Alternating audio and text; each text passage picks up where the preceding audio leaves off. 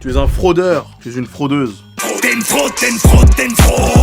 Selon le média Quartz, 42% des membres de la génération Z ont déjà fraudé en ligne, comme par exemple des arnaques à la carte bancaire. Et un tiers des jeunes connaît quelqu'un qui le fait. Et certains estiment même que c'est presque un droit, vu l'état de l'économie actuelle.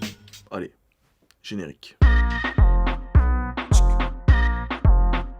L'entreprise Sift, qui est spécialisée dans la détection des fraudes, a fait des recherches et a remarqué que la génération Z était pour un peu moins de la moitié de ses membres OK avec le fait de frauder. Je m'en bats les couilles. Les millennials, eux, sont 22% à reconnaître avoir déjà fraudé en ligne, et pour ceux qu'on appelle les boomers, donc entre 60 et 80 ans, ça descend à 10%. Et par fraude, ils veulent dire l'utilisation de la ruse pour obtenir un avantage malhonnête, souvent financier, sur une autre personne ou un organisme. Et dans ce cas-là, on parle des marques. Par exemple, tu veux un abonnement Netflix, Prime ou Disney+, tu souscris à l'abonnement, mais tu le fais avec une carte volée. En gros, ce sont les marques qui se font arnaquer. En 2021, la BBC avait carrément partagé qu'il y avait des influenceurs qui t'apprenaient à scam, à arnaquer des gens. Et c'est pas tout, parce qu'il y avait même des banques et même des branches du gouvernement qui, par exemple, s'occupent des recouvrements de crédit.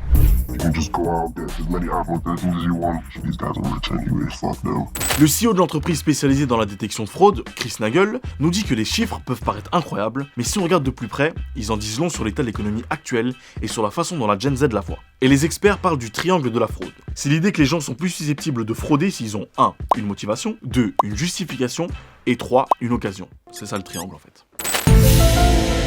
Ouais, comme par hasard! Et pour la motivation, on peut parler de la génération Z qui est confrontée à plein de soucis économiques qui la stressent. D'ailleurs, selon une enquête d'Intuit, 73% des plus jeunes pensent qu'il est plus difficile d'économiser de l'argent à cause de la situation économique actuelle. Il faut gérer la hausse du coût du logement, les prêts étudiants pour certains et certaines, ou encore l'augmentation des prix des produits de base comme la nourriture. Alors que le prix des salaires, il augmente pas avec. Oh non, putain!